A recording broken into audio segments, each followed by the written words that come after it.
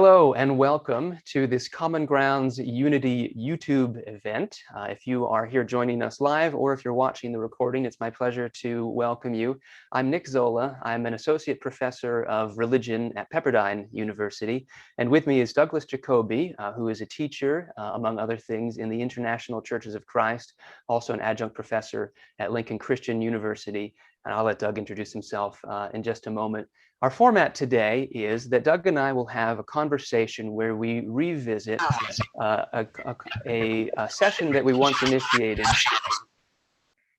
with the Harbor Pepperdine Bible Lectures, where we talked about the rift and the repair between the International Churches of Christ and the Churches of Christ. That session took place in 2019, and we had a very great turnout, and we had a great response once we posted that podcast as well. And so we thought it'd be worth having a follow-up conversation to revisit some of that, some of what we weren't able to explore there together, and then also to take some questions from the audience. And so for the next 30 minutes or so, Douglas and I will be talking about some of that conversation that we initially had. And then for the last 20 minutes or so, we will invite questions from the audience. The way that those questions are functioning right now is that we have Javier Manzon, who is also on the board of directors for the Common Grounds Unity group that we are a part of, who is going to be facilitating those questions by chat. So he's taking those questions by direct chat. So if you are joining us live and you want to send those questions directly to Javier, then you are welcome to do that. And in the meantime, Doug and I will kind of begin this conversation, and then we'll shift to the Q&A point a little bit later. So Doug, would you like to just introduce yourself in a more formal capacity beyond what I just said about you? Not really, but I will say that becoming a Christian in the 1970s, I've been part of the ICOC movement in all of its phases. That is the Grassroots movement, the Boston movement, since the early 90s, the ICOC phase. And I feel very grateful for that experience and be connected with so many people. And I'm happy so many people have turned out. And Nick, it's great to teach with you again. Agreed. All right, well, here's what we'll do first. We'll just take just a minute or two to review. Some of you perhaps have not listened to or watched this original session, The Rift and the Repair, the ICOC and the COC that Doug and I did at the Pepperdine Bible Lectures a couple of years ago. If you haven't, I want to let you know that that's available both by podcast and on YouTube at the Common Grounds site or through the Pepperdine University Harbor website. You can get to their podcasts of previous sessions as well. And I'll just say just a quick kind of 1-minute version of that. What we explored was essentially the history of how the International Churches of Christ emerged, right? First as a campus ministry movement with the Crossroads Church of Christ and what became known as the Crossroads movement. And then as it emerged and transitioned and recentered itself into Boston and became the Boston movement. And then as it kind of transitioned into this international movement, the International Churches of Christ. And we spent time talking about the pros and the cons, kind of the advantages and the disadvantages of the various phases of each of those movements, and particularly what led to the separation, right? The rift is what we called it, between eventually the ICOC and the Churches of Christ. That it emerged from the Churches of Christ, but eventually split, we could say maybe, and it's hard to have a specific point where it happens, but somewhere in the mid-80s or so, and then into by the early 90s, that they were two separate groups. And so one of the tasks that we had at that session was exploring how that happened, essentially, and what led to that. And then we spent some time at the end of that session kind of looking at the ways that communication has begun again. Where have groups begun talking to each other? Where has apology occurred, right? Where is reconciliation beginning to occur? And so we wanted to make sure that we were updating the story in a sense and talking about that. And it's that part, I think, that Doug and I want to focus on more today, although we also want to talk about the history as well. But think about where are we going from here and how did we get to this point here today? So that's a quick recap. Doug, is there anything else that you want to say about what we did last time that I didn't just mention? Oh, that's excellent. And again, if you go to the various websites, you can find the PowerPoint slides. So you have a visual and you can listen to the talks. I would encourage you to do that if you've not watched Rift and Repair. Yes, right. And Doug, I think you have it on your own website as well, right? That's right. If you're a subscriber to Doug's website, you can find it there too. Anyway. All right, so then the next, yeah, there's a little free advertising for you. The next question then for the two of us that I thought, and I wanted to make this session a little more personal in a way than the last session was, especially because we're in this Zoom format and we can see each other, you can see us at least. And so I wanted to ask Doug, and then I'll answer the same question. Doug, would you just say in a few minutes, right, how did you yourself become a follower of Jesus, and how did you get involved in this, these various sections of the Stone-Campbell restoration movement, the Churches of Christ, the International Churches of Christ? You mentioned a moment ago that you've been part of every phase. So tell us a little bit about your story, and tell us in particular how your story intersects with this rift and repair narrative that we're talking about. Right. 3 weeks after I turned 18, I went to university, and I was already seeking, and I'd been there barely 24 hours when a couple of guys from the Church of Christ, whom I'd never heard of that group, they knocked on my door and they invited me to a group discussion. And I was baptized about 7 weeks later, maybe because back then they only did one study with a person a week. But anyway, I was looking. Now, I remember I came back from my first break. I went back to New Jersey, and then I returned, and the fellow who was my prayer partner said, "Oh, the church split while you were gone," which I thought, it did, really? How many people? And he said, no, it's not the first time.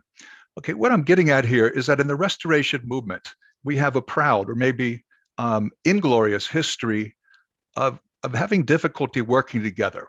The Restoration movement's supposed to be about unity, but there are so many splits over little things, not just big things. And that predates my involvement. But I think that became part of our DNA. So I was baptized in 1977. I finished my degree in 80, moved up to the Boston area to be part of a very exciting church, incredible church, a church planting congregation. And I was there for 2 years and then came to London. And right now, if you see my background, you might recognize Scotland. But the first time I came here to live was back in 82. And I was able to witness an explosion of in church planting. I will say, though, that when I returned to the US, and this was 10 years later, 1992, it felt like a very different movement to me than it did when I left in the early 80s. And maybe I'll just leave it there for right now. But things have become very systematized. And this was 5 years after the official announcement that if you're not part of us, you're not part of God's remnant, based on Isaiah 10:22. Thanks for that background, Doug. I think it's helpful to kind of hear the backstories of of people who are also telling history, because it helps to know the ways in which you're involved in your own history, right? It's a good self-reflective exercise. I'll do a brief version of that for myself as well. I grew up in San Diego, California. I did not grow up with any religious background whatsoever. In that sense, I was kind of a typical ICOC story in that way. And so when I was in high school, and I was a freshman in high school at the time, I was invited to church for the first time. And that was my first real experience attending a church in any regular way. And it was the San Diego Church of Christ, which was part of the ICOC. And so over the next 9 months or so, I studied the Bible, and I went through the traditional study series that was in existence at that point. That was the year 1998. And so I was baptized as a sophomore in high school in 1998 in the San Diego Church of Christ. And that initiated kind of my entrance into the Stone-Campbell movement of churches, the Restoration movement of churches. And with no prior knowledge of Christianity, I kind of took on the narrative of the International Churches of Christ, right? So I was taught in kind of implicit and explicit terms that we are the one true church, that we are the group that is doing something that nobody else is doing. And without any kind of other experience, that was my best understanding of what Christianity was and how Christianity should be lived out. I went to Boston to study engineering. My undergraduate degree is in electrical and computer engineering. Won't surprise some of you who are looking at me now. And I decided kind of along the way that I was really interested in understanding the story of God and teaching the story of God. And so after finishing my undergraduate degree, I decided to pursue biblical studies instead. But I was in Boston, in the Boston campus ministry of the Boston Church of Christ, when the Crete letter came out, right? And so again, if these are terms that are unfamiliar to you, then what Doug and I recommend is that you go back and listen to or watch our previous session to know some of that history. But it was this watershed moment in the ICOC where we had to do kind of some self-reckoning and decide who were we and what were we doing, and were our practices as beneficial as we thought that they were, and were we accomplishing everything that we thought that we were, and were we the only ones in the ways that we thought that we were. And so I was in college when all of that happened. I was in Boston when all of that happened. And already I had begun to explore some of those questions on my own through meeting various people along the way, meeting people in particular who came from other branches of the Restoration movement. I began to form conversations or relationships and have conversations with people from the local churches of Christ who lived near me where I went to school in Boston. I began to meet people from the independent Christian churches, this other kind of branch stream of the Stone-Campbell movement that had split from the churches of Christ previously. And I began to realize maybe we're not the only ones. Maybe we're not the only people doing this. Maybe my God is much, much bigger than I had ever let my God be, in a sense, right? And that I needed to step out of this box that I had created for myself. And so then what happened is in 2004, there were these reconciliation talks at Abilene Christian University between International Church of Christ representatives and Church of Christ representatives. And I had heard about that while I was in college. And that kind of sat with me and struck me. And so when I decided I wanted to shift my kind of career direction away from engineering and towards biblical studies, I applied to Abilene Christian University and was accepted there and decided to pursue a degree at ACU. And that, for me, kind of opened the world to these brothers and sisters that I had never really met before. And so for those next several years, I really got to know this other side of my family. And I'm not the first person to use this analogy, but I've heard other people say in kind of having these conversations, like I felt like there was this whole part of my family that nobody had ever introduced me to before, right? That we never talked about. And that was very much my experience. And so the story of the rift and the repair in between the ICOC and the Churches of Christ, in many ways, is my own story also, right? It's my own story of starting in one world and having this kind of very exclusivistic and limited understanding of what the Christian world is, of what the Stone-Campbell, history is, and then being able to expand that, meeting other believers, right, who are doing the same things that I'm doing, who believe the same things that I believe, and realizing that I am not nearly as alone or as isolated as I once thought that I was. From Abilene Christian, I went and got a PhD at Baylor University. And then my first teaching job was at actually an independent Christian university. So again, another part of the, the stream of the Stone-Campbell movement. I taught at Lincoln Christian University in Illinois for the first 3 years of my teaching career. And then from there have moved to Pepperdine, which, as many of you know, I'm sure, is affiliated with the Churches of Christ.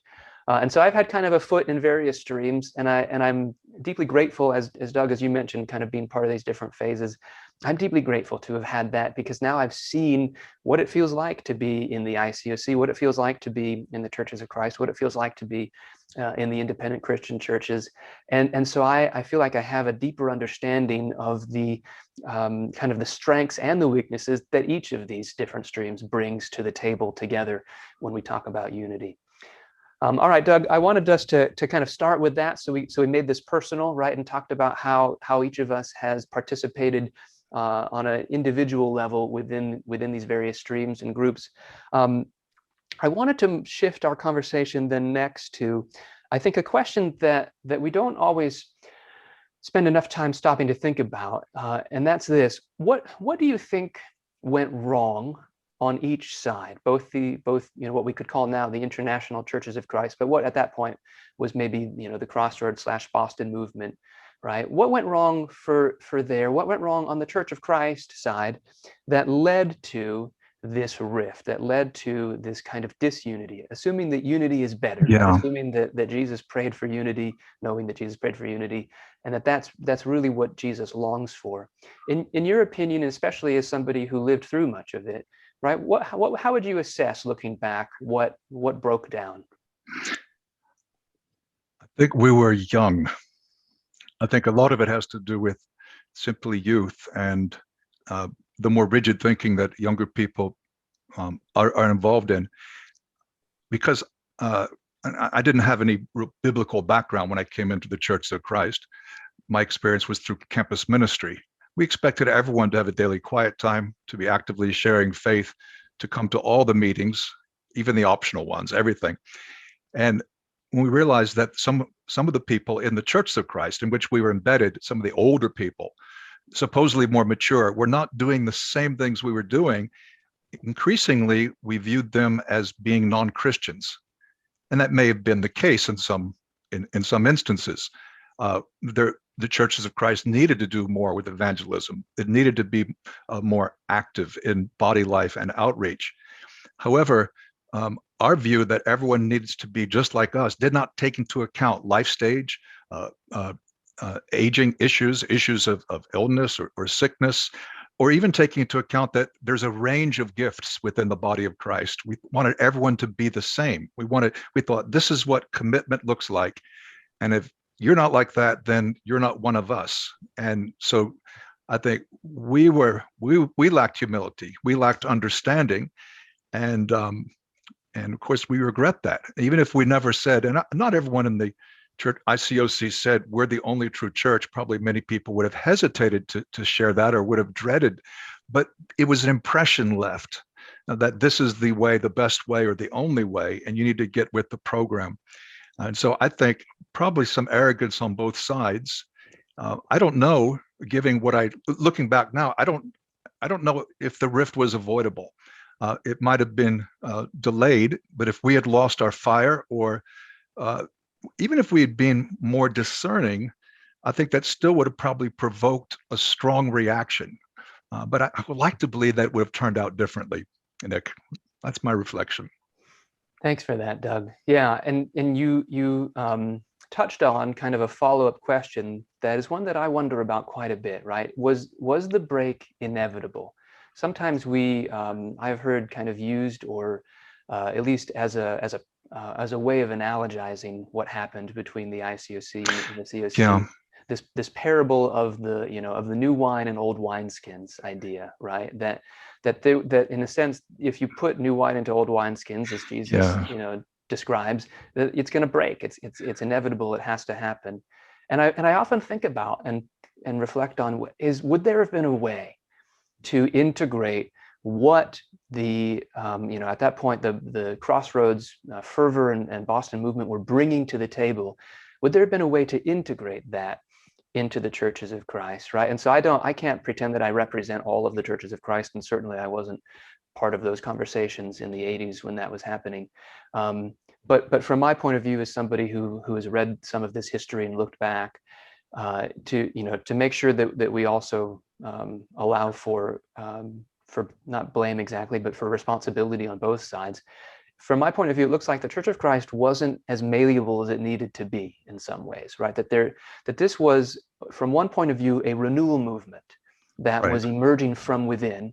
Mm-hmm. And the Church of Christ couldn't, unfortunately, take a step back and see the positives of what the renewal movement was doing, and could only see some of the negatives. And therefore, the renewal movement had no choice in some ways but to step outside. Right, but I think and of course, even at the time, many of us looked at it in terms of that parable of Mark II, the new wine and the old wineskins. And I think that is somewhat, I think that's applicable. But given our theology, I think the break really couldn't have been avoided. Our theology that evangelism is the number one thing every Christian should do. And it's not that that's not our mission, but it's too simplistic. Our view of kingdom was quite narrow, what God's kingdom was, but that was, I think, in part inherited from the Church of Christ. Was this rift avoidable given our theology? The public statement in 1987 that if you're in the mainline churches of Christ and you're not with us, you're not part of God's remnant, you're not part of God's movement, and that was made explicit. I don't know. I think maybe we could have maybe if there'd been respect, it would have become a non-issue. But since many things we said were very critical of, very negative about brothers and sisters in the mainline churches, in a way, I don't blame them. That raises then this kind of interesting next question, because here we are now in 2021, right? So much has happened in the history of the ICOC, for instance, in the last 15 to 20 years or so. And then especially in the last, we could maybe say 5 to 10 years, the ICOC has begun to, and the Churches of Christ has also begun to and responded in reaching out to each other, right? And beginning to rekindle and have conversations again, right? I can remember, and you may be able to tell me even what year that even you led, and this was, it must have been maybe 2007, 2006, your Who is My Brother conference that you had one year. 2006. Yeah, 2000, right? And so those were conversations that weren't happening prior to, let's say, the early 2000s and this kind of moment of reckoning for the ICOC, and have been happening more and more, and especially with the host of this conversation right now is Common Grounds, right, which is this kind of grassroots unity movement that is made up now of people from the International Churches of Christ and the Churches of Christ and the independent Christian churches, as a way of saying, what are we doing, right? Why are we separate when there's so much that unites us and that bonds us together, and that we come from something that started as a unity movement, that started as a movement that was initially to bring people together under the single name of followers of Christ, right? Christians together. And so I'm wondering now, given everything we've just said, if perhaps maybe even this break was in some ways inevitable, why do you think we're talking again? What do you think has led to our ability to at least begin the reconciliation process? I mean, I certainly think on the ICOC side, we were humbled, had a much more realistic view of ourselves, and that made us more gracious. Of course, not everyone responded that way. Some people just were disillusioned and they left the ICOC. But those who remained, many of them realized, wow, we can't write off this entire group. These are our spiritual brothers, or our cousins, or however you want to look at it, in the Christian churches and the Churches of Christ. And of course, there are even people outside the Restoration movement who have virtually identical doctrine on all the important things. That was, it's hard for us to admit this, but I guess this was part of that DNA I mentioned. Last year, Douglas Foster did this incredible biography. I know you interviewed him on of Alexander Campbell, and we can see very clearly that even in the early 1800s, you had these two streams. It's unity we're going for, and we have restored the pure gospel. Our way of understanding is the only correct way, and we want to be unified and respectful, towards other believers. And those two those two don't really mix very well, do they, Nick? No, you're right to bring in that tension, right? That in the earliest days, right, there is this balance of, on the one hand, wanting to be this unified group of believers, right, that we are all under the name of Christ, and at the same time somehow restore what we thought of as New Testament Christianity, as though that were one monolithic, right. entity that we could somehow bring back in some primitive form. Can I add something? Oh, sorry. Yeah, please. No, go ahead. I just finished reading a book this morning, Edward G. Robinson's. It's a history of the African American Churches of Christ, called Hard Fighting Soldiers. And you can see from the very beginning, the first African American Church of Christ, he dates at 1816, 1816. But all through the 1800s and the 1900s, the lingo of the pure gospel, the restored gospel, God's plan, the Lord's church, it just simply mirrors what we saw in the majority race Churches of Christ. So we have more than 200-year history of being exclusivistic. I'm so glad that I don't know how we could have I'm not saying we're not responsible for what we did in the 70s and 80s, but we did inherit something. We had baggage. Yes. No, I've often thought and kind of characterized the ICOC as if you took all of the principles, in a sense, of the early days of the Stone-Campbell movement and compressed them down into a 25-year period or something like that. And that's what the International Churches of Christ was. It lived all of that out. It was a microcosm of the whole, Right. in a sense. All right, let's move then to another question here, and that is this. Given that we're beginning to have these conversations, right? Given that you and I are in this moment, right, talking about reconciliation, and that this is an example of a much bigger movement that's beginning, I think, to gain a lot of momentum of conversations that are happening. What do you think still stands in the way? What is preventing us, if anything, right, from further reconciliation between Churches of Christ and International Churches of Christ specifically here? And I know on the ICOC side, because there's no hierarchy anymore, there's no central leadership globally. Attitudes cannot be changed. Even information cannot be disseminated by one person's decision. So I found it's quite hit or miss. Attitudes towards those in the Churches of Christ and Christian church. It really depends on what part of the world we're in. Some people have never even heard of the Churches of Christ or the Christian church. Others have, but they've been demonized. And I say, well, maybe you should drop by and say hello to them. And they get back to me and say, wow, these people are great. But sometimes when they do that, they say, whoa, these people don't like us very much. It just depends. Everyone's different. Each ICOC region or church has its own culture. And so the fact that we're not organized and centralized in that kind of a way is, I think that's one of the big reasons that this project of building unities is taking a long time. Make sense? I appreciate that answer. And again, that raises this kind of neat part of, again, Common Grounds is this grassroots kind of movement. There isn't a centralized leadership or, or a group of people who are, working in ministry, who are officially tasked with this particular ministry. It's people who care. And I want to give a special credit to John Teal, who's here in this Zoom call, because he came up with this slogan, which I think encapsulates exactly what you're describing, Doug, of unity starts with a cup of coffee, right? That in other words, when you break bread with somebody, when you sit down and have a conversation and realize, wow, we're on the same team, right? We're part of the same much larger group together, and we have so much more in common than we have apart, that you begin to realize that unity is something that is deeply achievable, right? It doesn't mean that we become the same church, right? It doesn't mean that we let go of our distinctives, but what it means is that we recognize each other as brothers and sisters in Christ, and that we can build something from that, right? That we can partner together in that. And that has been traditionally hard, I think, for both sides to do, right? There's been hurt on the Church of Christ side that wants to say,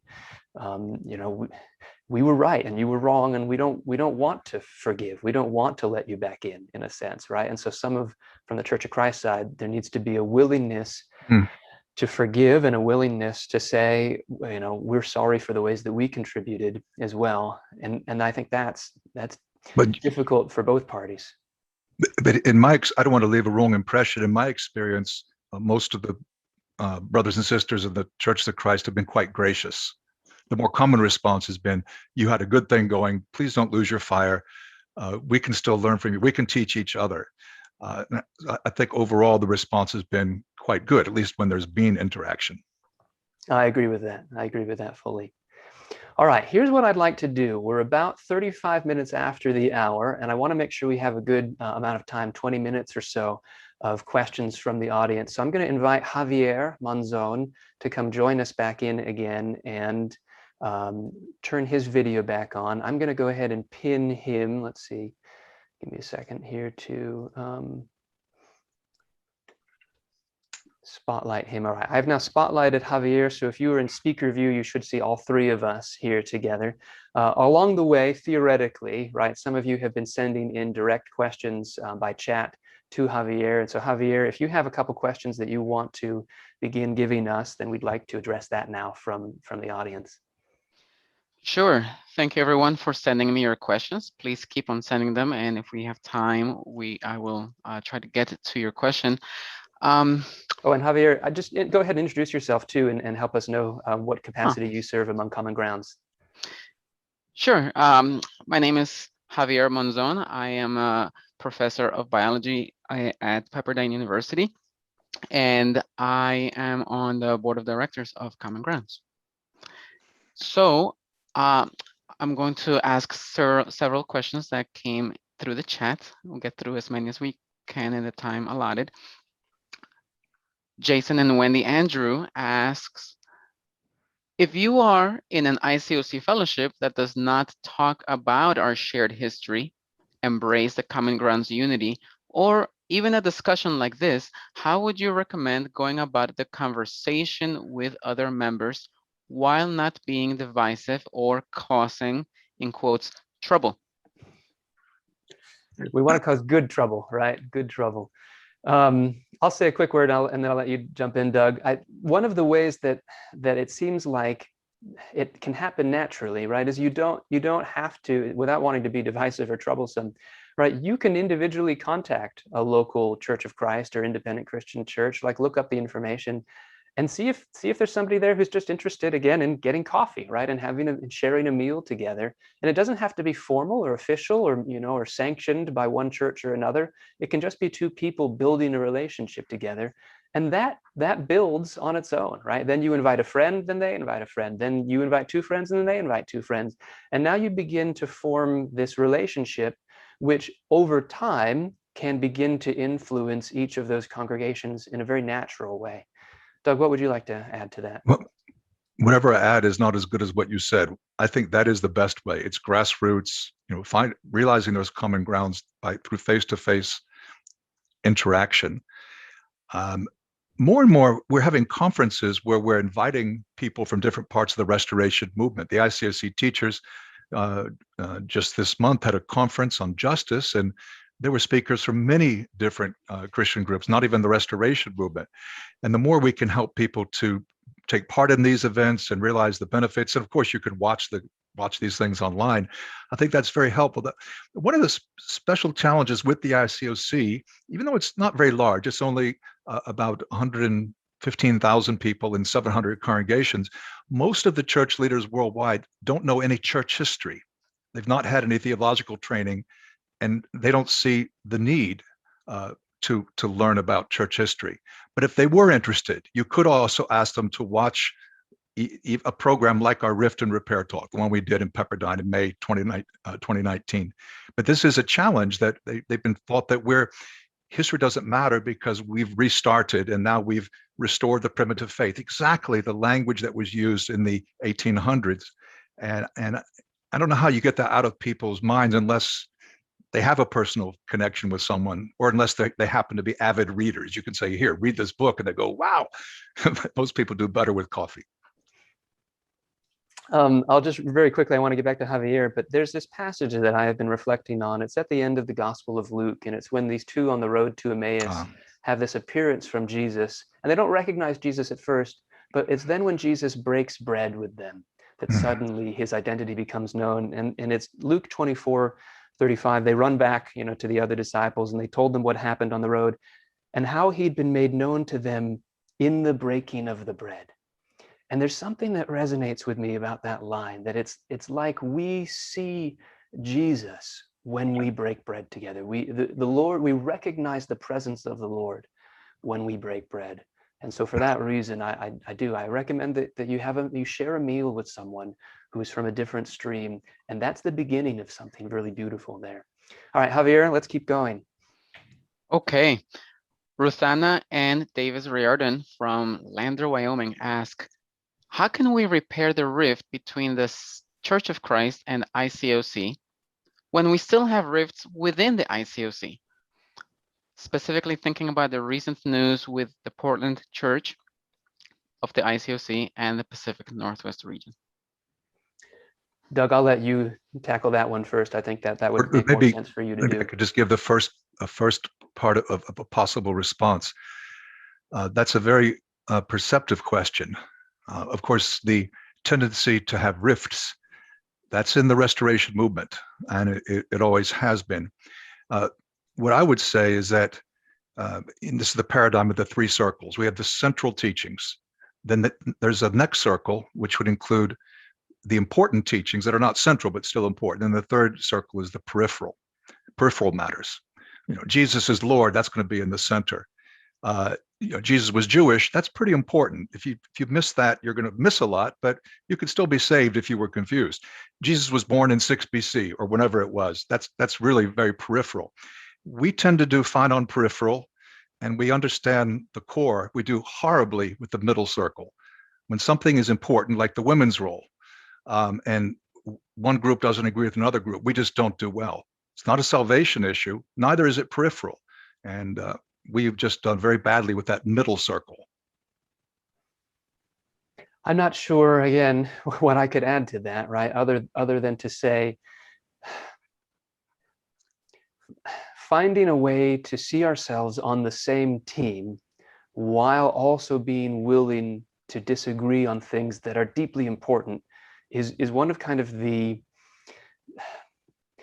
most difficult challenges of humanity, right? Is that we can appreciate that we have the same larger goals in mind, and yet also disagree on these smaller elements. And again, not to say that smaller elements are unimportant. I think, Doug, you're absolutely right. Women's roles in particular is an issue of justice, right? And so it's deeply important.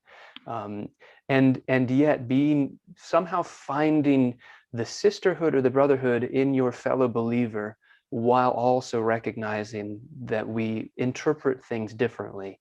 That's one of the greatest challenges of being a human being, of loving the other as yourself, right? Loving your neighbor as yourself, loving the stranger as yourself. And so I don't know, I don't have a better answer than that, other than that is what it is to be a child of God, right? Is to recognize that the other children of God are children of God, and that they have the same right to being the children of God that you do. And therefore God calls us to love each other in that way, even in the midst of working through these differences. Maybe I could just add one thing. It's commonly taught that 1 Corinthians 1:10 means that we have to agree on everything or not unified, which is not really at all right. That's not the context. It's about not dividing into different groups. It's not on thinking exactly the same thing. Recently, a brother said that, and a brother with whom I had a disagreement on some biblical interpretation, he said that he was hoping the day would come when we'd be unified. And I said, no, wait a minute. Unity is connection in the midst of disagreement. Unity is not respecting each other only if you believe exactly the same things. That's either uniformity or else it's irrelevance. But unity almost requires disagreement. But that misunderstanding of what unity is still quite common in the ICOC. Well, and this may be worth saying. I know we keep building on each other's answers here without getting to the next question, but what you've just raised reminds me about something that may be especially worth bringing up, given this kind of bent towards what's called primitivity, right? Restoring the first century church, and the kind of the way that falls apart when you read, for instance, the New Testament with any kind of careful, analysis, you discover there isn't just one church here, right? That if you imagine what did the first century church look like in, say, Corinth, compared to what it looked like in Jerusalem, compared to what it looked like in the city of Alexandria, to Rome, to Damascus, to all of these places had deeply different flavors, you might say, of Christianity. One would be more Jewish, one would be more Gentile, right? One would promote the roles of women, one wouldn't, right? And so this is a diversity that is encapsulated within the New Testament already, that the New Testament has canonized diversity, you might say, right? Even in the fact that we have 4 gospels instead of 1 gospel, is meant that early Christians were okay with the idea of multiple perspectives on the same idea, and that all of that could fit within a core of Christianity. And if our earliest believers already kind of recognized that and encapsulated that within our text, then how much more are we called to do the same, because we have that basis, that foundation right there. All right, Javier, we should move to the next question. Okay, the next question is a bit theological, and it's about baptism, but maybe we can discuss it briefly in the context of this conversation of unity.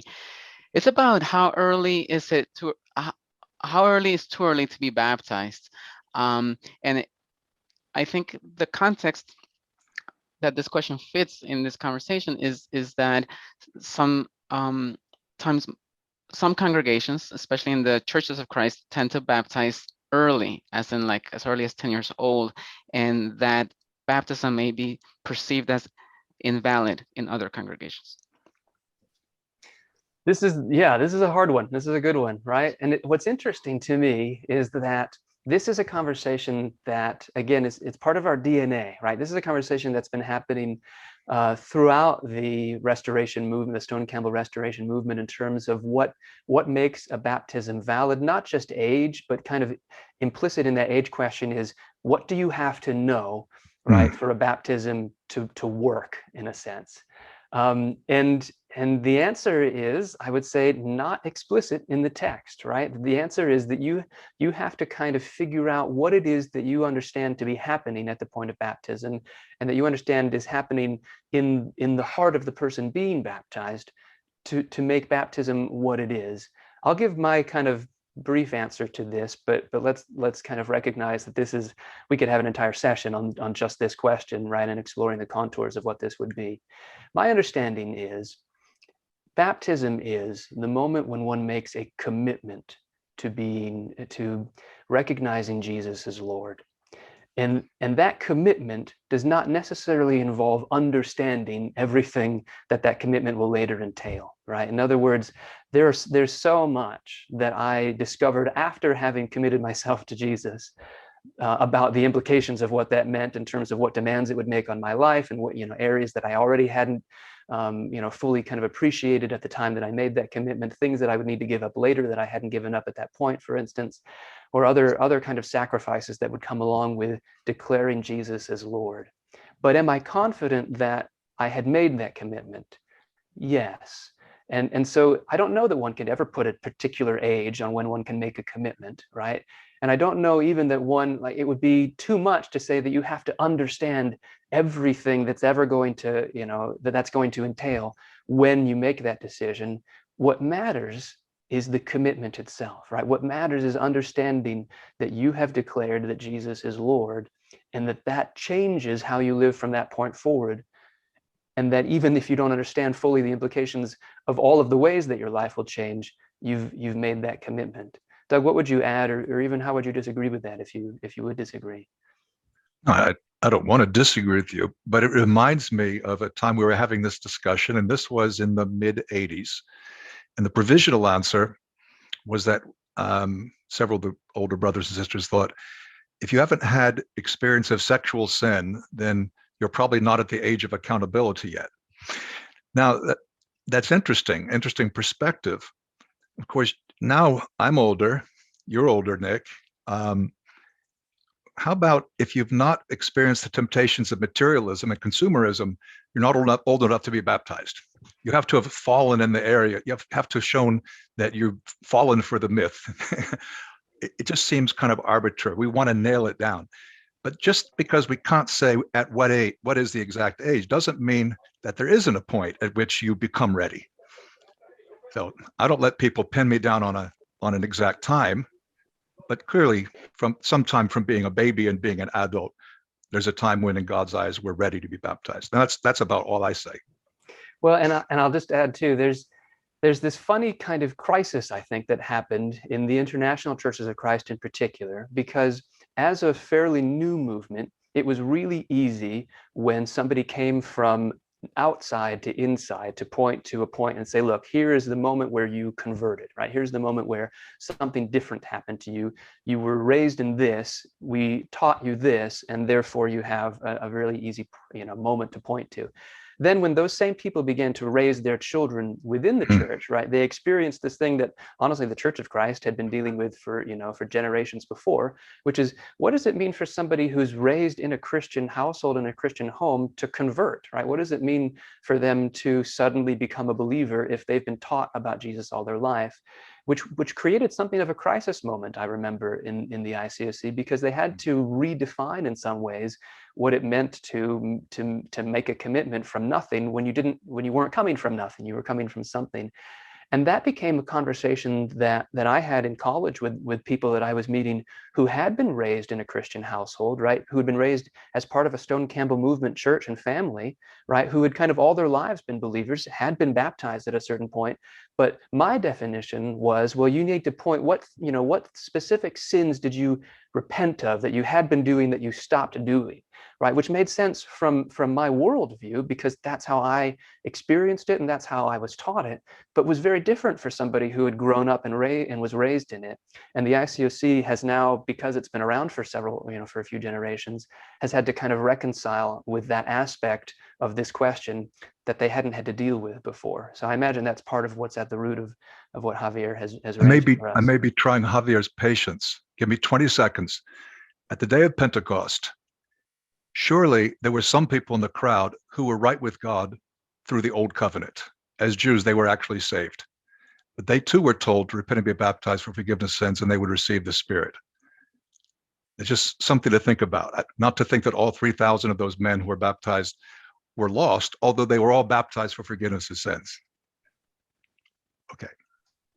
It's a fascinating question. Yeah, that is provocative. All right. The next question is a bit of a personal one for Douglas. Oh. The person perceives that you are, or that you may be, still very hurt because of what you lived through in the early days of the ICOC. And the question is if you have received any counseling support to help you overcome it, and if you can share what others could do to get that support. Well, there's definitely no shortage of Christian counselors around. I think it's important to be able to talk to people. Actually, I had this discussion earlier today. We were walking with some friends, and we were talking about the possibility, being of hurts in the past. I'm not aware of them, but I wouldn't be surprised, given what those of us who've been around for decades, what we went through. But I think as long as we're open and we're able to talk about these things in a safe place, we could be healthy. But it's not good just to suppress it. And I was joking with my friend. I said, I try to push it down and not think about it. And I was just joking. No, it's important to be able to talk to people. And I'm not at all against counseling, Christian counseling, but I'm not aware of a particular problem in my case, though perhaps I come across that way.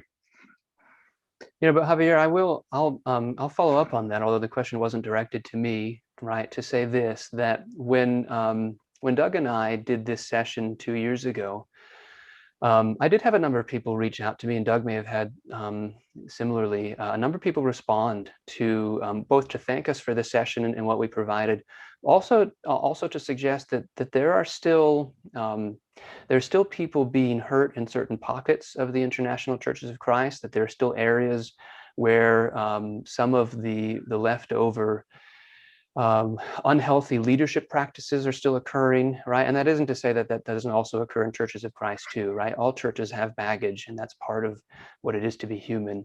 But it's probably worth just pointing that out, right? That there are ways that people have been hurt by both sides, but within the International Churches of Christ also, and that we need to acknowledge that hurt that has occurred, and acknowledge that it's not easy to get over those pains, that sometimes those pains are long lasting and leave emotional scars, and that seeking counseling, seeking professional help, these are good solutions, right? These are important ways of working and processing those pains. And I want to make sure that we acknowledge that pain has occurred here, right? And that the pain is real, and that we need to process and work through that in order to become healthier people. Amen. Okay, so I have a quick question that maybe I can answer, and I think it's because some participants, we have 135 participants now, which is great. And we started with 69, I think, so maybe some came late. The question is, where can we watch the Rift and Repair talk? Is it on the Common Grounds page? The answer is yes, but primarily on the YouTube channel. The Common Grounds YouTube channel has the original 4-part videos of the Rift and Repair presentation that Nick and Doug gave. Yes, and I think even somewhere earlier in the chat, somebody had posted a link to the version of it that's hosted by Doug.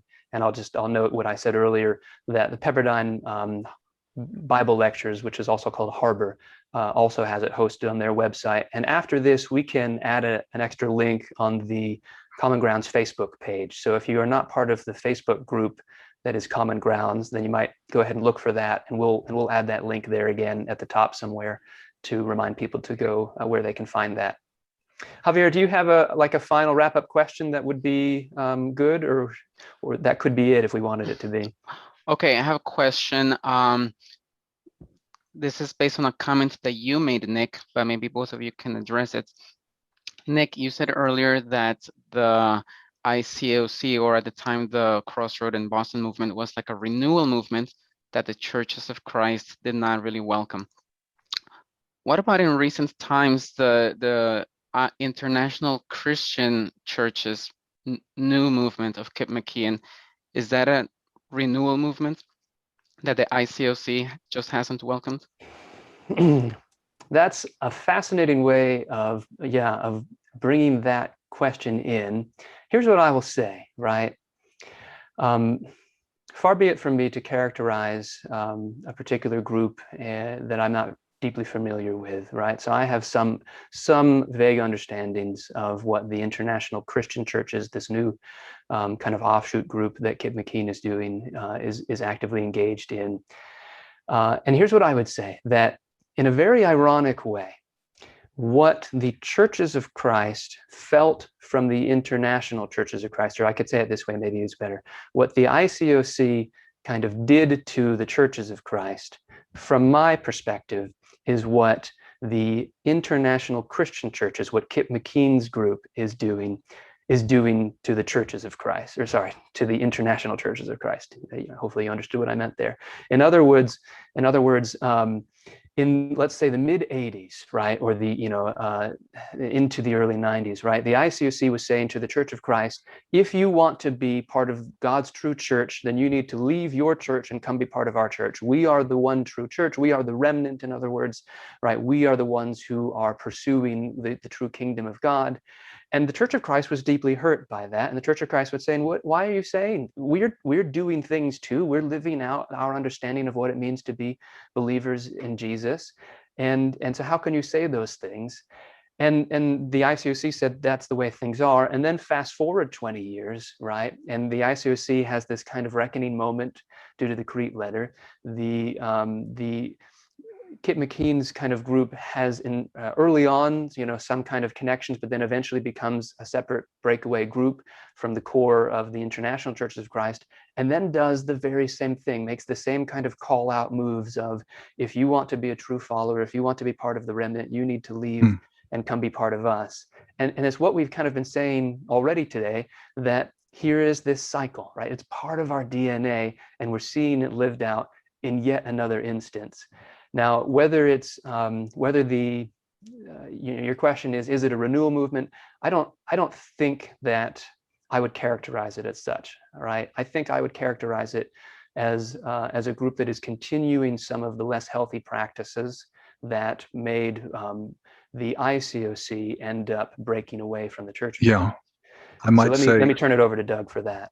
Raising sectarianism to an even higher level. But the mistake is underestimating, not appreciating that there are many good things happening in the international churches right now. Yes, there are lots of problems, and we're very aware, but there are lots of good things happening. And just to dismiss an entire movement because they don't happen to agree with you, or don't have your same set of strengths and weaknesses, that's just wrong. I think that's what's happening. It's a failure to be appreciative and to see the good, and it's unnecessarily polarizing.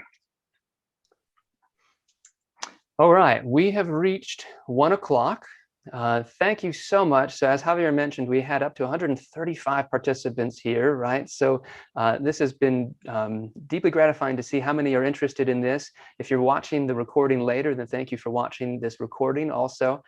Thank you everyone for your participation. We're going to go ahead and stop the recording, and then we'll stick around if anybody wants to say anything or chat or anything like that. I suppose we'll have some moments for that. But thank you all. Douglas, a deep and heartfelt thanks to you for participating in this Thanks, Common Ground Nick. event. And then I would be remiss not to mention a couple things. So before you leave, let me say these 2 or 3 things here as well. We have a Common Grounds podcast that we have just begun that I want to advertise to all of you. You can find links to that on the Common Grounds website or the Common Grounds Facebook group. And so in that podcast, we are interviewing different people about their heart for unity, about their work towards unifying different streams. It includes Church of Christ, International Church of Christ, Christian Church, and beyond. And so I want to bring that to your attention. Also, Javier is deeply involved in our Common Grounds YouTube channel, which we're beginning to build up. And Javier in particular is going to begin a series soon that he's calling I Heart Unity, where he's going to be inviting people to record their own kind of very short segments about what they are working towards or loving about unity as well. So I want to make sure that you are on the lookout for that. And then, of course, if you haven't already joined the Facebook group or haven't found our website, or if you're interested in starting your own local chapter for Common Grounds and beginning to meet other people who are from, at least the Stone-Campbell movement streams of churches, or maybe even beyond that, right, and beginning some talks with believers who are near you, then we very much welcome you to find our website and figure out what it would take to get that started in your own city. All right, I will sign us off here. Thank you very much. Thanks again to Javier, to Doug, and to all of you for participating in this.